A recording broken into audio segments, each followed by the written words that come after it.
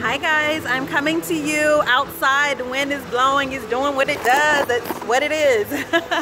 And I'm on video 1318, chronicling my journey in the millionaire mindset, that fitness for the mind, that mindset shift that you start to have as you look into becoming a better version of yourself. It doesn't mean that you're bad now, it just means that you're creating a progressional move towards even better.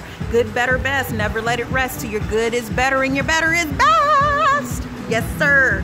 So I'm gonna read to you the paper from my 622 multicultural counseling class.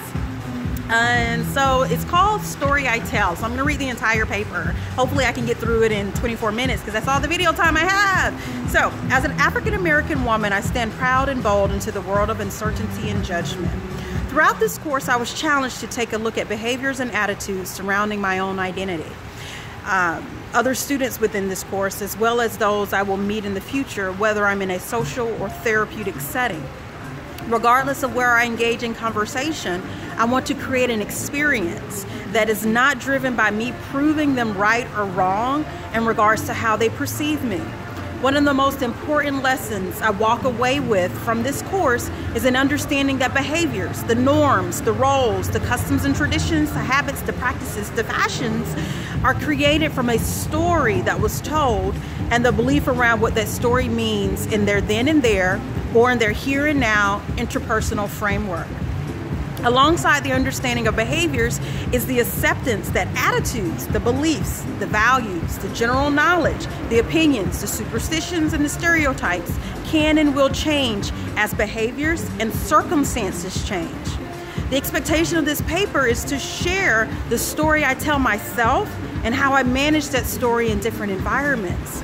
Previously, I would have said how I control the story in different environments. I have chosen to no longer control my interaction, but rather manage them, because that comes from a place that is less aggressive and forced. By managing my behavior, I gain an opportunity to flux in and out of feelings and not force myself to behave in a constant way as the word control implies. As I begin to implement managing my life versus controlling my life, I will be able to explain the advantages of my experiences to date and how they will impact future therapeutic work. On another note, I will share the challenges that these experiences pose and how they will affect that work. In light of the advantages and the challenges, I will share how I intend to bridge balance between the two for advancing the therapeutic experience for me and future clients. Earlier I mentioned I stand bold and proud, so it's important to my story to share what that means. I use proud and bold intentionally because to own who I am is to own where I go in my life. That's a saying I created because growing up there were stories I would hear in passing or told to me directly about the place of a woman. I was told women have a place and they are meant to be seen and not heard. But that never really resonated with me or my sisters. I knew I was given a voice and that voice could be used for something good or bad. I choose to use it for good. Now imagine being told that and also being a part of a minority group, African American. Because I was raised in the church, I have a religious and spiritual background that assisted me with creating my value system. As stated in Psychology, Religion, and Spirituality, religion and psychology share a concern with the quality of human life. They hope to offer guidance to people seeking to find meaningful, fulfilled, and even happy lives. That's in Nelson, this book from back in 2009. And I believe this to be the very essence of what has led my pursuit into the therapy as a profession. As I started to take into account my experiences, how could they impact Therapeutic Alliance? I began to review a people of color identity model. This model helped me uncover the stories I tell myself and how that impacted what I show to the world. And there's an actual identity model that I kind of, outlined in the paper, but, I'm not going to go through all of that.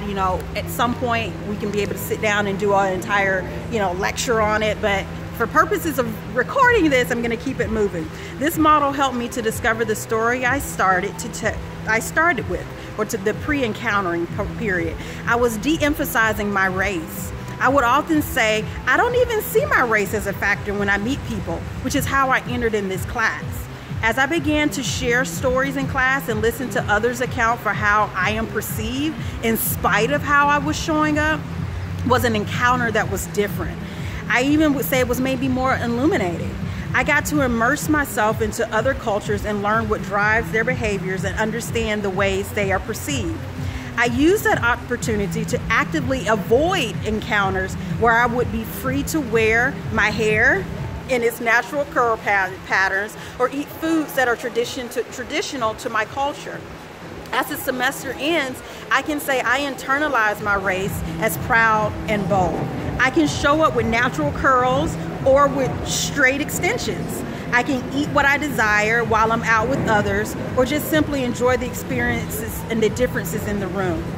I can say I'm committed to not avoid topics, share my opinions, search for a way to deepen connections by going beyond what a person shows on the outside, as well as confronting the incongruencies of a problematic behavior. So, the challenges of therapeutic work. Yeah, listen, boo, my water. One of the big parts of the story I tell that's challenging is also my advantage. Being that I am proud and bold about being a woman of color, that can be misinterpreted or even criticized by others. Currently, I've heard and seen the way people describe women of color, specifically African American women. We're often described as mean, abrasive, strong-willed, opinionated, and just recently aggressive or violent. It's true. The latter description began to surface with the increase in popularity of reality television. During that increase, there was also an increase in violent actions done by African American women in those shows. This portrayal was not just representative of lower socioeconomic populations, it was prevalent in the upper class, highly educated African American women. As an example, would be shows like Atlanta Housewives or Married to Medicine.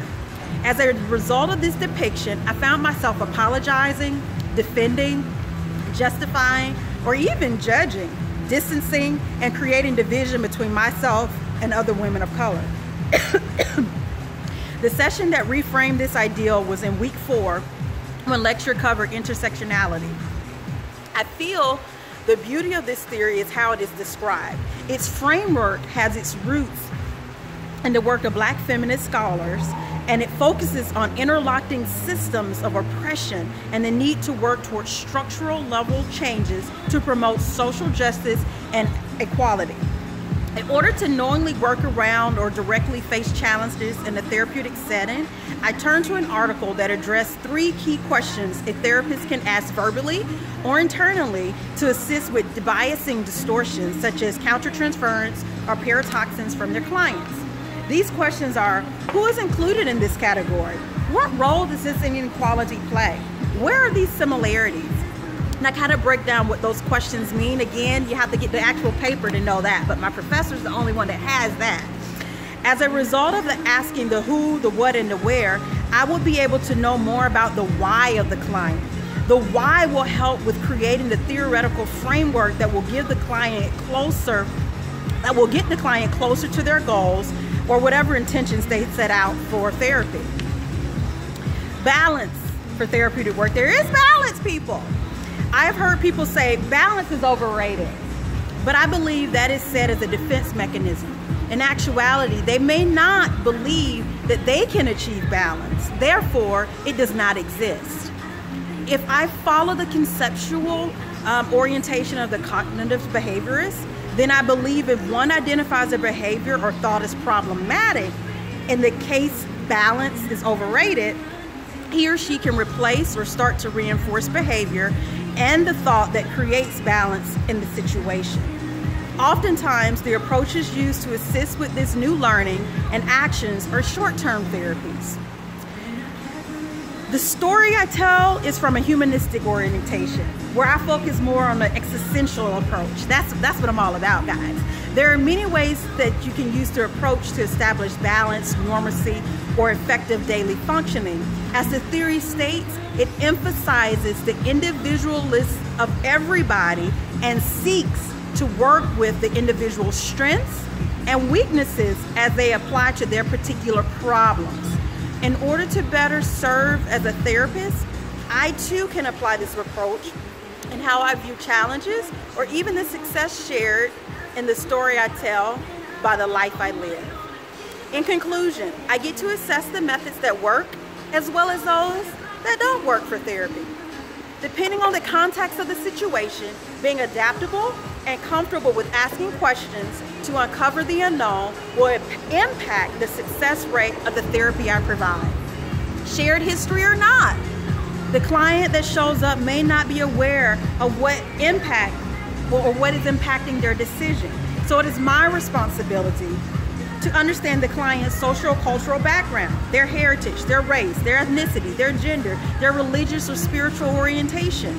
Through this approach, I am confident that the story I tell will assist me in helping others begin to share a different story, one where they are the champion and can proudly and boldly live a life with meaning, purpose, and in all balance. So that's the ending of my paper, guys. That's it. And that's the ending of 1,318 days in the Millionaire Mindset. I love you. Keep watching me. This journey is continuing, guys. So days like this, I record so that I won't ever forget. Love you much. Bye.